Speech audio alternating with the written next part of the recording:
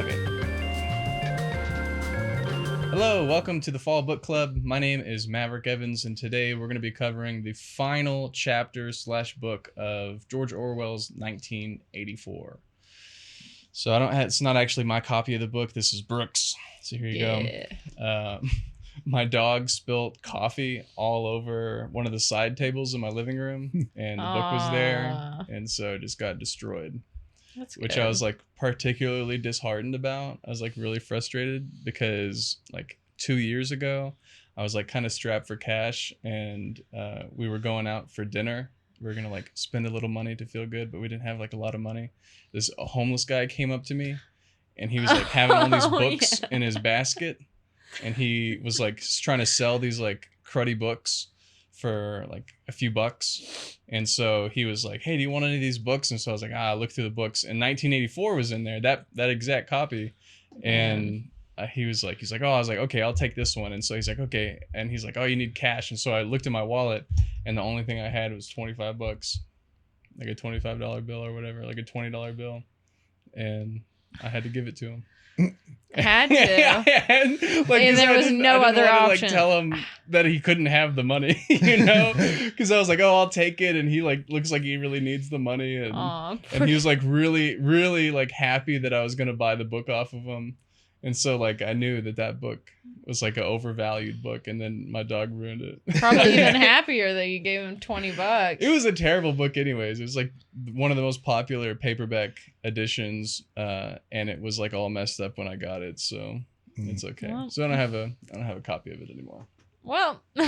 Oh well. Find that homeless man again. Yeah. Maybe he'll have more. So how does this all start out? With torture. Mm-hmm. And we're assumedly in the Ministry of Love. Mm-hmm. And so far he's just kind of like put into a cell, and they've put him in what I feel like is pretty much his gulag for a while. Like reading through the Gulag Archipelago by Alexander Solzhenitsyn, really similar like details and descriptions coming from that book as there is in this particular chapter. And so he's just kind of in a jail cell with other people, and there's like a distinct divide between the two types of prisoners that are there. Mm-hmm. There are, I guess, what Solzhenitsyn would have called the Poles. George Orwell calls the Polits, which are like the politic prisoners like Winston. Mm-hmm. And they were guilty of some thought crime, whereas they're like common criminals, the proles, who are just like basically running around the place having a fun time. I guess. Mm-hmm. They have access to anything that they want, alcohol. They're not conspiring, but they're colluding with the guards and arranging, contraband to be smuggled into the prison cells. And there seems to be some kind of established economy within the system, which is like super similar. Like I've read like books from Theodore Dostoevsky's House of the Dead is also from like a 1850s Russian work camp. Mm-hmm. And very similar relationship is described between the Poles and the regular criminals who are willing to do any number of debaucheries, and for some reason the guards are willing to work with them and do anything that they please, which is very weird. So even in the book it's the same. Mm-hmm. So George Orwell must have taken inspiration from these other accounts to inform, the way that things are here, because the proles are treated way better than the polits. Well, Solzhenitsyn's book was written like in the 1860s, right? Because it's based in the 50s. Right. Well, because I know Orwell never went. So because the book is based off the Soviet Union. I know he never went, so I'm assuming this is kind of where he got his idea and inspiration. Especially around that time, there was really not very much information coming from the Eastern Bloc. Right. So most of the information he had to get was from stuff like that, reading Solzhenitsyn and stuff like that. Yeah. So that was one thing that was really striking about like the very beginning of book 3 in 1984 is that it just is like a fictionalized version, Right. Yeah. however you want to say that, of all of these other accounts that were being released of the USSR between like 1918 to like the 1980s. Yeah, the Great Yeah. Purges would I think were like 24 to like 35, somewhere around there. Yeah. It would have been after Lenin died. But Solzhenitsyn's book is before the USSR, right? That had been Tsar's times. I don't 'Cause know. I think the Russian Revolution was 1911. That would have been So it would have been Dostoevsky's. Dostoevsky's. Yeah. So yeah, Dostoevsky's, and they're like just a side note on like, Solzhenitsyn was during the USSR though, right? correct. That's what I thought. Yeah, and he had to have written it quite afterwards. So like the Gulag Archipelago had to have been written I think it prior was to written in the 60s. the 60s. So I haven't finished it. I've only read the first volume. Because So on a side note, I know he did I've seen a live talking he did at a college. For yeah, like a graduation, they had him go do it. So it had to have been the 60s or 70s. yeah, Because because it was he colored. was around not too long ago. Yeah, no, it wasn't that long ago. So yeah, he's just kind of like sitting in his jail cell, really messed up. The telescreen is still in the room, micromanaging his every move. And if he moves a muscle, it'll scream at him. Mhm. And he doesn't want to move, apparently. There are people who come in and out. There's like some wretched woman who comes in and vomits all over the place. Seems like no. I mean, obviously, no one is in there as long as he is, Right. and then Parsons is in there for a little bit, which, of course, his kids suck. Yeah. Do you think he did anything, or do you think his kids are just the way they are? Well, he admits. I mean, he confesses to have committing. Well, I guess he just says he What? had to have committed a thought Yeah, crime. because he just believes that he must have, because Yeah. they turned him in. Yeah, and he's like, "Oh, woe is me! Like, I'm just glad that they got me before it could get really Yeah. bad." Yeah, It's so terrible. because he's super into Big Brother, so he's like, "Oh, they're not making a mistake. Right. I must have done something." Yeah, and that was like Mhm. something that we kind of touched on in the last episode, was that it's amazing that these people, even people like Syme, Yeah. who Mhm. are loyal servants to Big Brother, are still being devoured by the machine. Yeah. And I don't know, like, it's not quite clear why that's happening. Like, did we come to a conclusion as to why Big Brother is devouring its own loyal servants? Yeah, it's usually if people are getting too like high up, or if they're too smart, because they can realize that the whole thing is like a sham. Mhm. And so I think it's just kind of like to keep people in control, because like even the most loyal people can be taken by Big Brother. And it's probably to be like no one's safe, to like put fear into people. Yeah. I'm guessing. I think I may have an alternative possibility once we get a little bit farther into this book.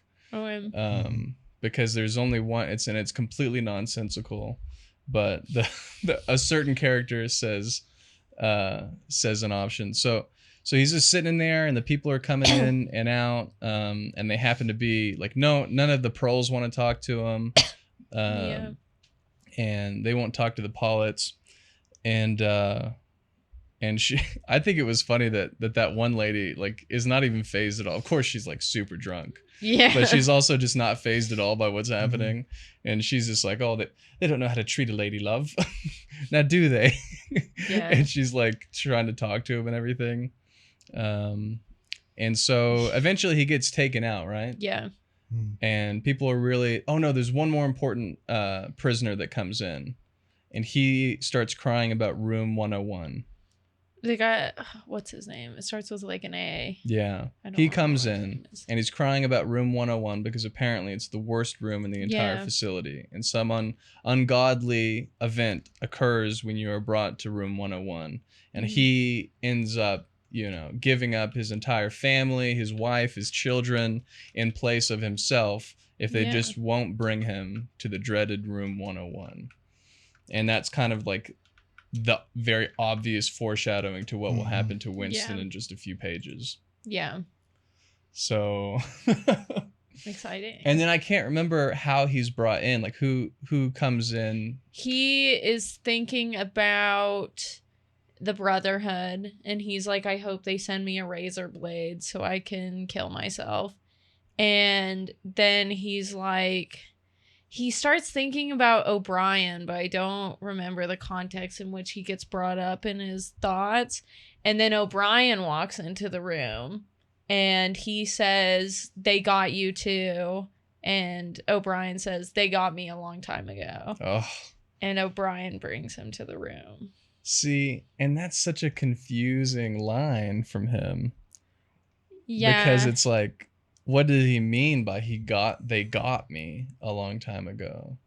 See, because he's just, when we find out that he's part of he's the interrogator for Winston. I feel like he's probably like really high up where like he doesn't really have consequences maybe, and maybe he got in early enough and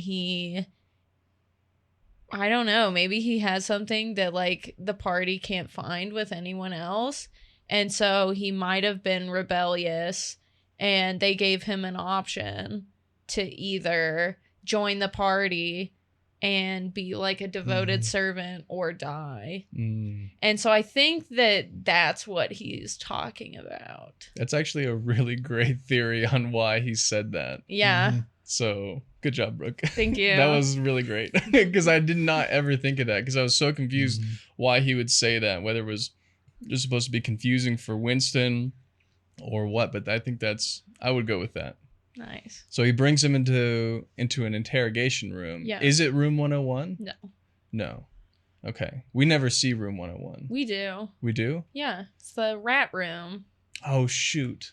I thought that was the same room, though. I don't think so. It's a different room. And I'm pretty sure that's where he dies. Okay. But we can get to that theory later because I don't think he dies in the cafe.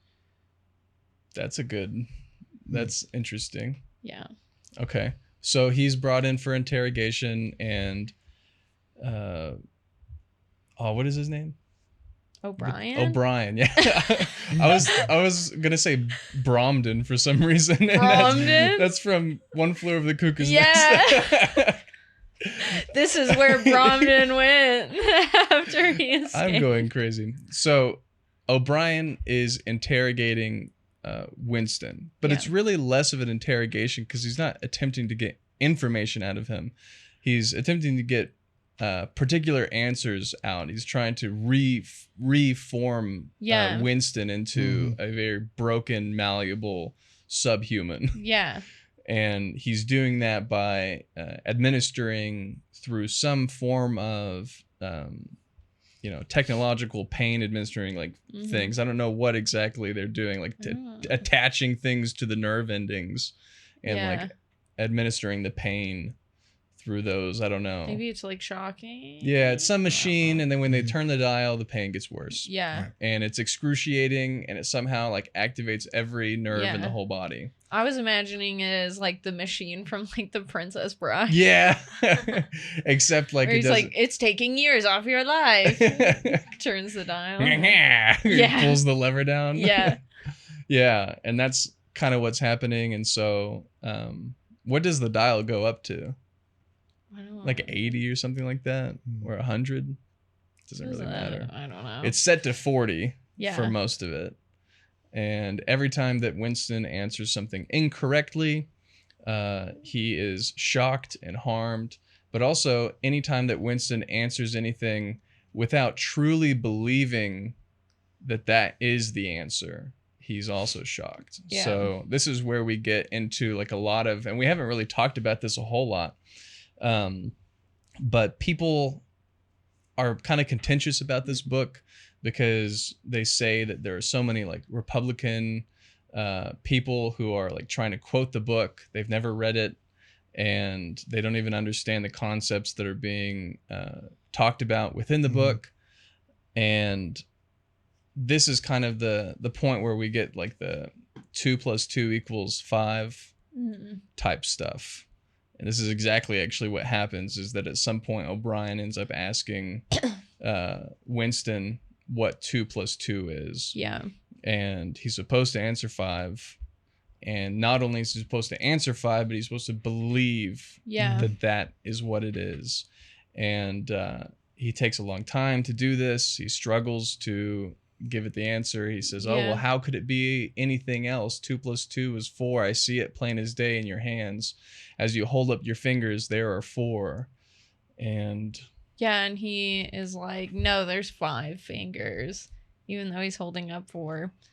And yeah, it's pretty crazy that the interrogation is basically just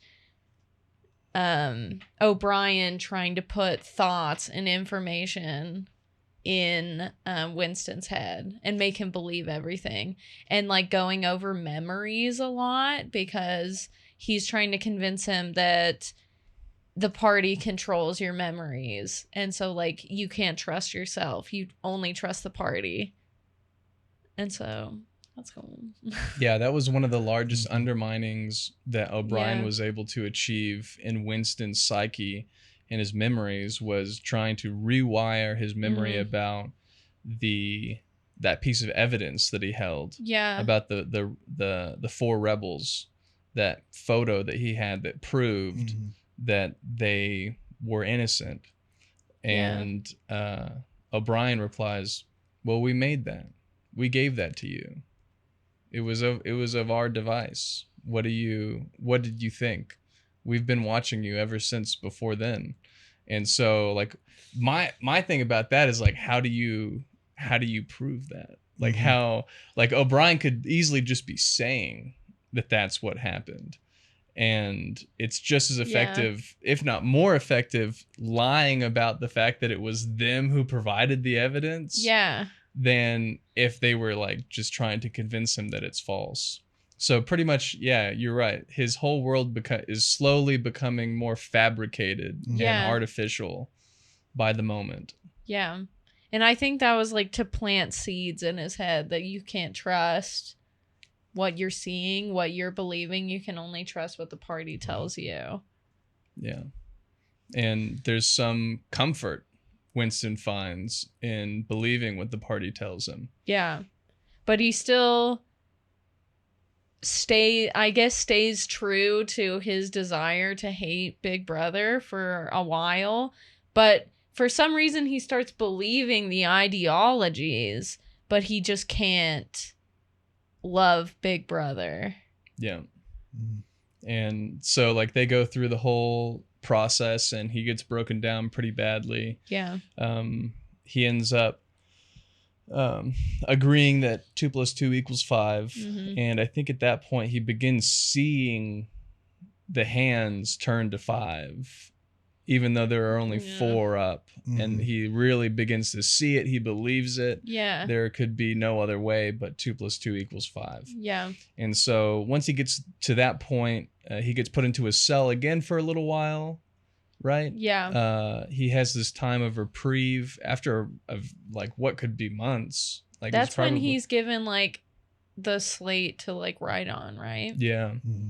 And he starts writing the sayings by the party, and he's like going over it in his head, and he's really believing it, but he still doesn't believe that he loves Big Brother. Right. And he says something about that'll be like that's what he really wants, is to die still hating Big Brother. Yeah. So it's like a he won scenario. Because even though he believes their rhetoric, he's never going to love Big Brother. Right. He fantasizes in his head in that moment about committing some grand thought crime. And just as they sneak up behind him to kill him, to murder him, just before they pull the trigger, he would cry out some crime. And then he'd be dead. And they would be unable to put that back in the bottle. It would have been done. It would have been final. He would have had one instant of rebellion against Big Brother that was, couldn't be taken away from him, and the damage would be done. Yeah. It'd be irreparable. Man, that would have been sick if Yeah. we could have done that. I know, right? R.I.P. Yeah, that would have been awesome if that Yeah. could happen, but Yeah. oh well. Alas, See, it does not. He could have totally taken that into his own hands too. Like he could have just like had a point where he was like gonna cry out into like a big square or something, and then just unalive himself. Yeah. Could have done it. We're using all these code words. I see it on TikTok all the time. So Man, he's too honest with O'Brien about it, because whenever O'Brien comes back in the room, he's like, I still hate Big Brother. It's like, dude, just lie. So well, that he you can cried do something it. out, didn't he? About Julia? He's like having dreams about her. Yeah, he woke up from a nightmare Yeah. and cried something out. And that was the one thing that like betrayed him, and the guards came in. And that's kind of what restarts the process. Yeah. But then O'Brien tells him that Julia like sold him out immediately. Yeah. So sucks for him. Yeah, which is reasonable. That's Yeah. kind of one of the weird things. I don't know if it's in the first session of torture or the second, but O'Brien covers the manifesto, the Brotherhood manifesto. I think it's in the first. Yeah. And he basically tells them that Big Brother, that several people in their team had written this book, and almost specifically for Winston, right? That's what he says, but I mean. Yeah, I doubt don't that's think that's true. that's true at all. And so he says that the book told him things that he believed to try and exasperate his, delusions and his conspiracy. Yeah. And that it was just a tool in the game that they are playing. Yeah. Which, thinking on it now, like, doesn't make a whole lot of sense. Like, I think that he's just messing with Winston. Like, I think all of this is just lies. Yeah. Yeah. Like, O'Brien's just continually lying to him about everything. And I think he wants to give him no hope, because like he even asks, is the Brotherhood even real? And he goes, well, you'll never know. And so I think obviously there has to be a rebellion out there. But he obviously doesn't want Winston to have any knowledge of that, to think that there's anyone rising up against the party, because the party is all powerful. They have no opposers. They get rid of their opposers. Yeah. So that's the one thing reading, in particular, this scene in the book is like, it's really kind of like psychologically meta. Yeah. Because you're trying to think about the games that are being played between O'Brien and Winston. It's like, well, what level of lying are we going to have to anticipate? Like, because we can't take anything for face value, obviously. But now, say for that one lie, O'Brien tells him, well, you'll never know if the Brotherhood exists or not. It's like, okay, so what was his intent with that? Clearly, his goal is to try and get Winston to have the least amount of hope possible. Yeah. And so instead of just saying, no, they don't exist, which would be easily identifiable as a lie, because you want them to believe that the Brotherhood isn't there. Right. But even better than that, a more nuanced lie, or a more nuanced way to steal his hope, is to just not let him know. Yeah. And say, well, you'll just never know. Yeah. Pretty good tactic for taking away hope. So they're like, you're gonna die before you ever find out if they are. So yeah, that's rough. Yeah, it's almost like they might be out there, but you'll never reach them. Yeah, it's terrible, man. Yeah. And then O'Brien also, an important thing he tells him is that Winston has always known that O'Brien was part of the party. Or he was from the Ministry of Love. Right. Which Winston just accepts. But I feel like that's even another tactic, because we've read from Winston's point of view, and he has never thought that... I mean, he thought he might meet O'Brien in the place where there is no darkness, but I think he thought in his head he would meet him there as a thought criminal. Right. And so it's another way that the party is trying to manipulate his thoughts in the past as well as the present. And he just immediately buys it. He buys everything though. Yeah. I mean, he's just in it for everything. And at first he does it to try and escape the pain, but then later he just begins doing it because that's... Yeah, they break him. But I think that's the first thing that he just like implicitly believes. Right. Is when O'Brien says that. Because I think that's one of the first things he says to him. Yeah. It's hard to remember the order in which all of this torture happens. It just melds together. It does. I'm sure that's the way it is for Winston as well. I'm sure it's meant to be like that. You're just returning to the same room, same questions. Because it's making the reader feel like Winston is, where it's just like the same thing happening over and over, indoctrinating you into certain ways of thinking. And so it's repetitive to give you the same feeling. Well, and it must be too, because there's an interesting effect that we have here, because there's no clear passage of time that I had read. And it just all seems to happen within, maybe a day or two. Is all that this passes over by. Winston says that when he's asked by O'Brien how long he's been here, he says, I don't know. I mean, it could be 2 weeks. It feels like 2 months. And then the very crucial moment happens whenever he ends up breaking Winston down even farther, which is that he brings him in front of a mirror. And he's able to see his body for the first time. And we as readers are able to know that maybe something weird technologically happened, but very likely a long time has passed that he's been in this place. And his body is withered. His skull is visible through the skin on his head. His eyes are dark. His hair has almost all fallen out. His varicose vein on his leg is worse than it's ever been.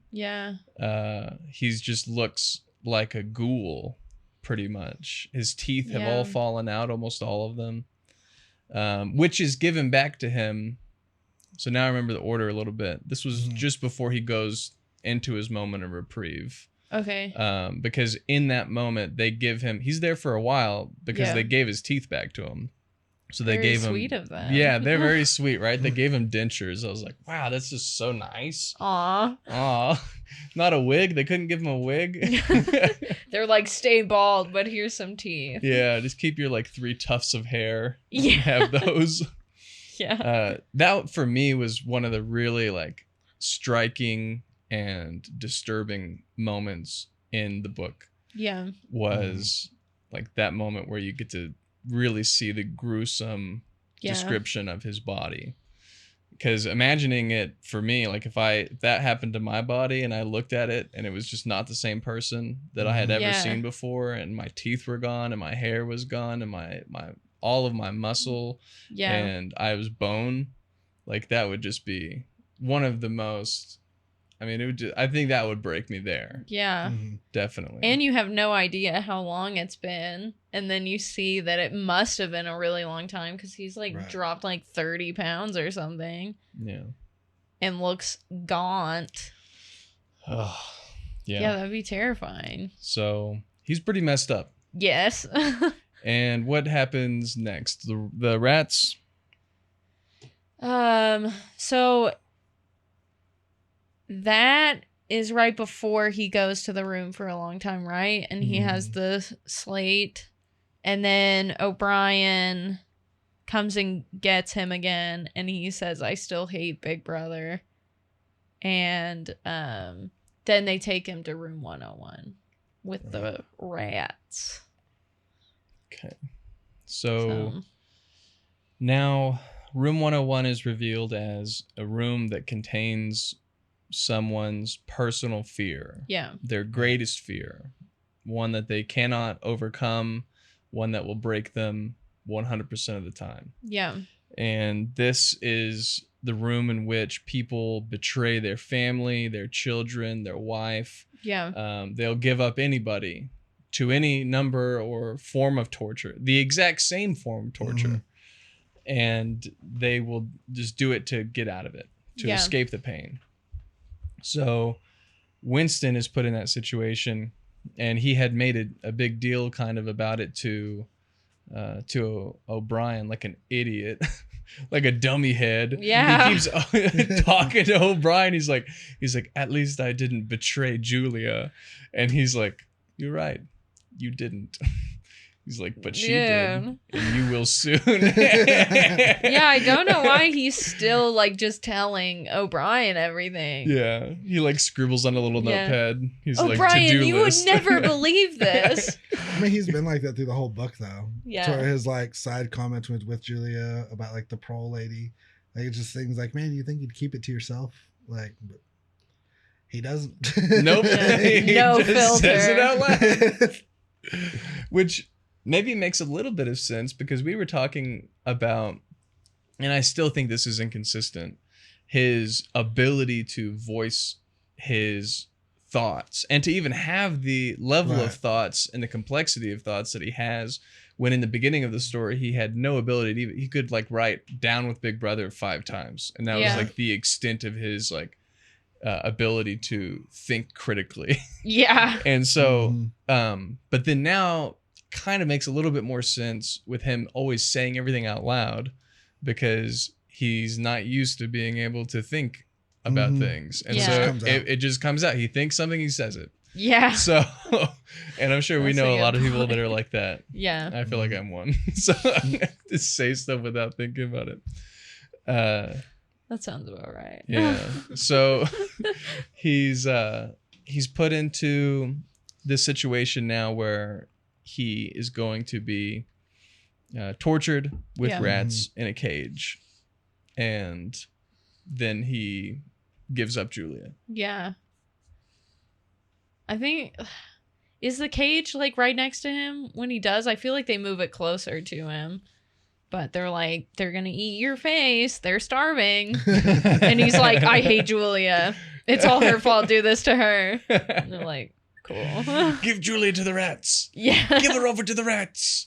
Oh, anything. Yeah. So, which is kind of sad, but understandable, I guess. What's interesting, though, is that Winston can think of no one but Julia to throw under the bus. Yeah. It's interesting that these people can only think of those who are dearest to them as being the ones to sacrifice, as if the people who are doing the torturing are only going to deal with like high stakes trades. Yeah. It's like, well, you only get to get out of this torture if you give me your wife. Yeah. You know, your beloved one. Which I think is an interesting form, like interesting thought process by these people who are being tortured, that they jump to that. When they're dealing with this level of evil, there's only one thing that they can think that they would want, and that is to cause the most pain possible. Yeah. And we get to that eventually, right, with O'Brien? Yeah. So he asks him, Winston asks him, why do you do this? Because he gets to ask him 3 questions at one point, right? Mm-hmm. And he asks them about whether the Brotherhood is real or not. He says, you'll never know. And he asks them, why do you torture people like this? And he says, we do it because we like power. And that's it. Yeah. Just because power. There's no other reason. It's not to torture you. It's not to inflict pain. It's not to build loyal people. It's not to reform you. It's not to make you a lesson to others. It's not to do anything of the sort that would benefit them whatsoever. It's the enjoyment of the power. It's the obtaining of the power. Yeah. It's the maintenance of it. That's it. Yeah. Which is like one of the darkest moments in the entire book. Yeah. And he even says that with the party too, that all they want is limitless power over everything, every facet of one's being. Yeah.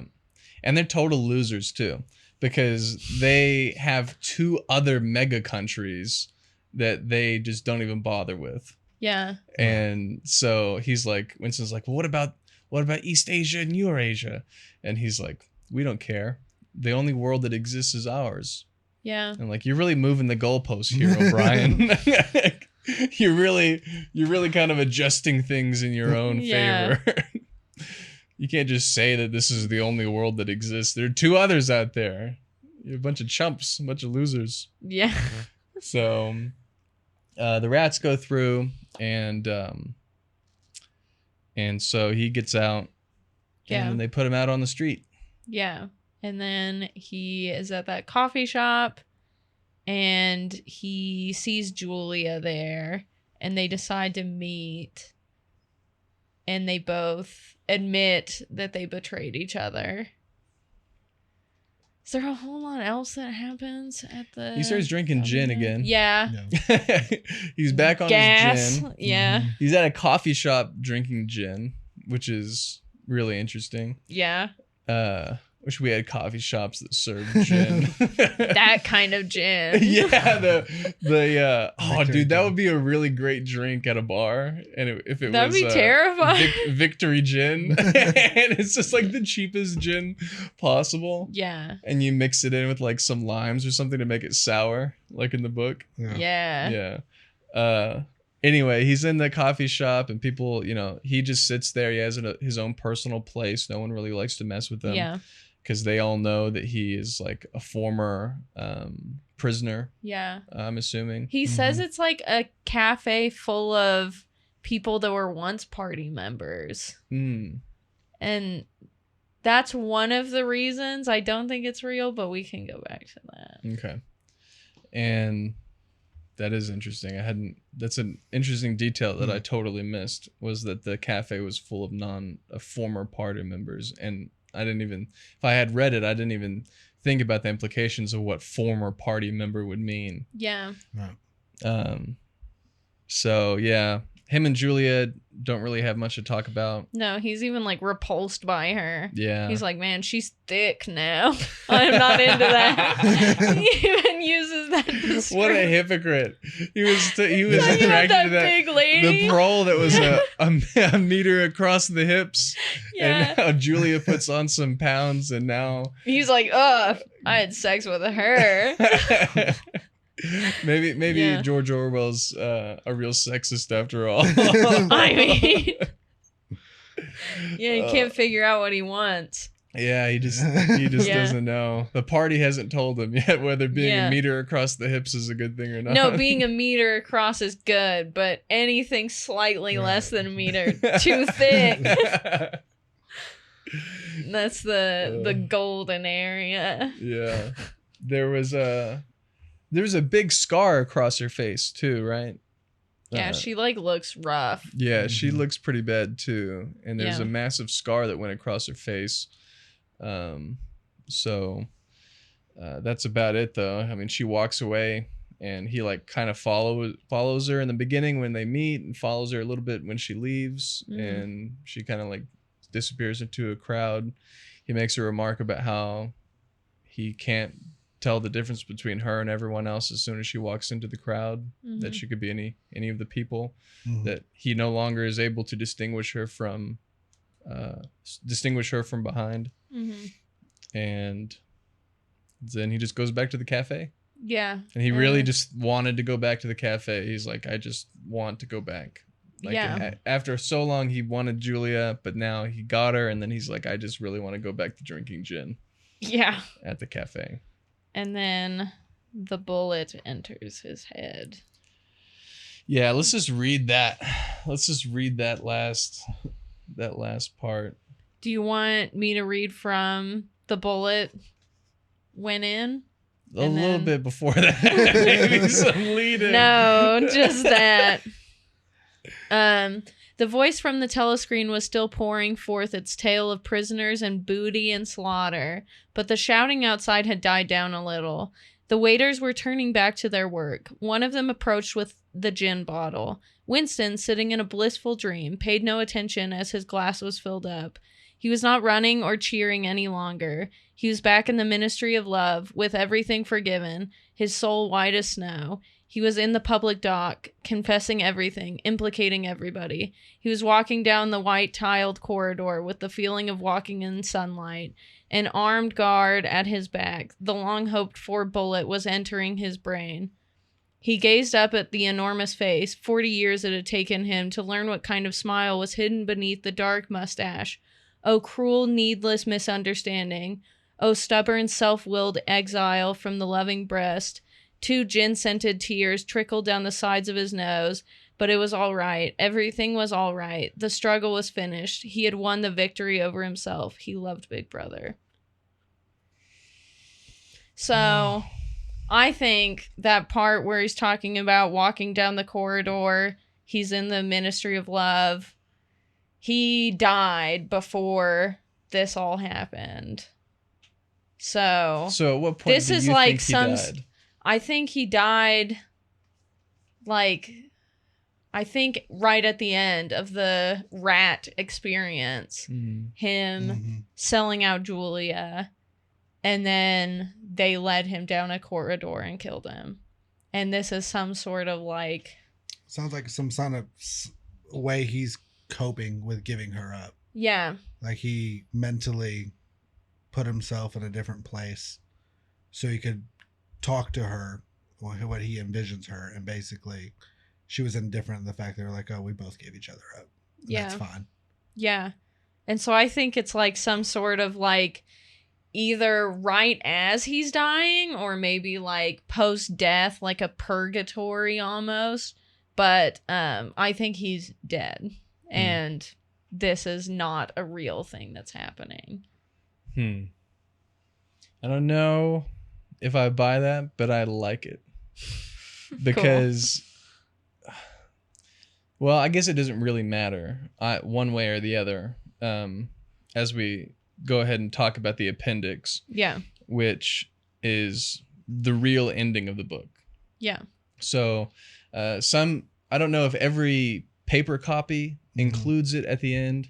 As I said, my dog destroyed my copy of the book, and so I couldn't read the last portion of it, so I just listened to a free audio version of it on YouTube, and that one didn't include the appendix. As I'm sure many people who read the book or did like bootleg audio things of it would assume that the appendix is just an extra attachment outside of the narrative of the book to try and allow you to know what some of the newspeak jargon means, which from a narrative perspective, that's ridiculous. No one is going to search through the appendix of a book to learn what the newspeak means. You can pretty much just guess what it means. It's shortened versions of the words. It's not difficult to gather. Yeah. But so instead, the appendix, as I understand it, is a historical document giving what seems to be basic information about newspeak. The important part of the appendix is that everything is referred to in past tense, and everything is referred to as if we currently speak a modern English rather than newspeak versus old speak. And so they say the old speak of the time was this or that way. In addition, they also mention Winston several times in the appendix as if he were some important character that had something to do with the appendix that we're currently reading. And so it's my proposition that the appendix allows the reader to know that that Big Brother has fallen, that this is a past thing, that it has been many years in the future.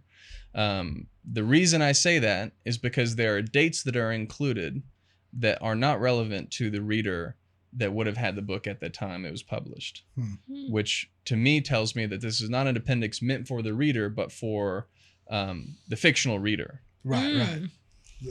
The book is a nonfiction book in its own universe. Yeah. And this is kind of putting everything in context. Interesting. Exactly. Because it mentions stuff about 2050, that it would have been by 2050. and so it puts the appendix at about that time. Right. And so but that's a very odd thing for an appendix to do if it were, just a reader assistance for the book itself rather than the book in the universe. And so I think that's kind of my argument for the appendix being the light of hope that is shown to the reader in a very nuanced and subtle way, allowing you to have that moment of success and victory, Right. even though it's very subtle. So there is and I'll include it in the description below, but there is a lecture or a Q&A with Professor Michael Segru, and he's really a great professor. Like, you should watch he did a lot of lectures in the 80s, and he still does Q&As today. But he got famous over Stoicism, because it's like really popular nowadays, and so his Stoicism lecture blew up, and the rest of his lectures are still unknown, but they're really good. But he has a Q&A that he did a couple months ago over this very book, and so I'll put that in the description, because he has some great talks about it, and I think he mentioned this appendix victory, which I would have never known about because I read the appendix and did not gather that was what it meant. And it wasn't until I watched Michael Segru's lecture that I was like, oh my gosh, it's not as dull and dark as I thought it was.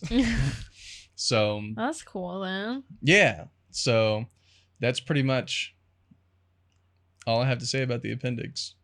Cool. So eventually, because I think that the way it references as if Winston was like an instrumental player in the ultimate downfall of Big Brother. That there was something that he did that was a domino that led to the downfall of Big Brother ultimately. That he's somehow mentioned in the appendix still. So I don't know, but any other thoughts on 1984?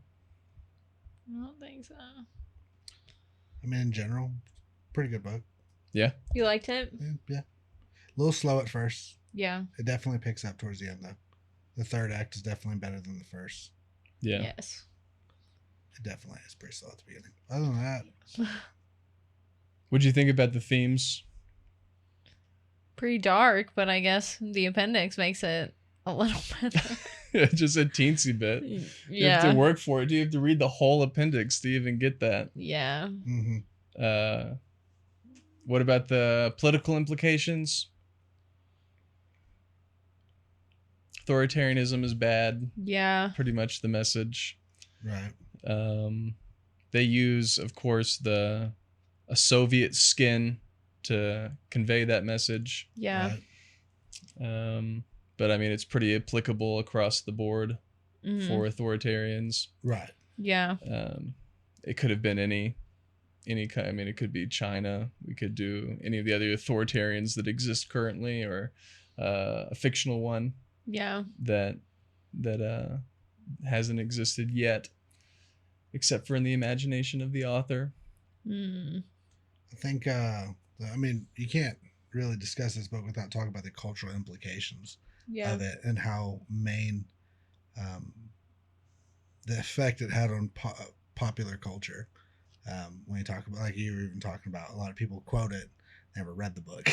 Right. Yeah. Right. So yeah, you got to talk about that and stuff. It could be just because it's a book that most Americans, it's part of American, for the most part, American curriculum in schools. So most people are relatively familiar with it, or even if you've never read the book, people can, if you say 1984 by George Orwell, people know what the theme of the book is. Yeah. You have never read it before, but they're like, oh yeah, that's the anti-totalitarian book. Or Right. they'll know it has something to do with the Soviet Union, the motifs within it and stuff like that. I mean, it's definitely had an impact on popular culture. Yeah.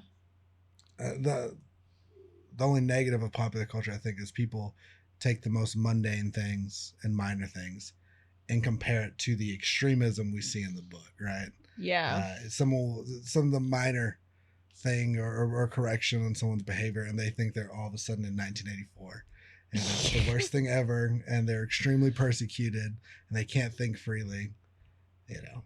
Yeah. Yeah. Yeah, I think you can see a lot of those instances.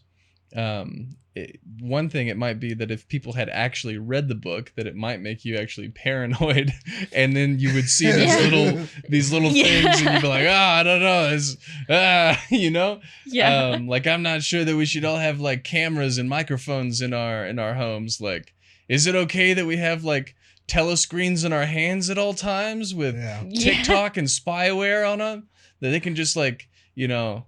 I read in the user agreement on TikTok that they can take access to like other computers in the home, not just my cell phone, which actually is true, by the way.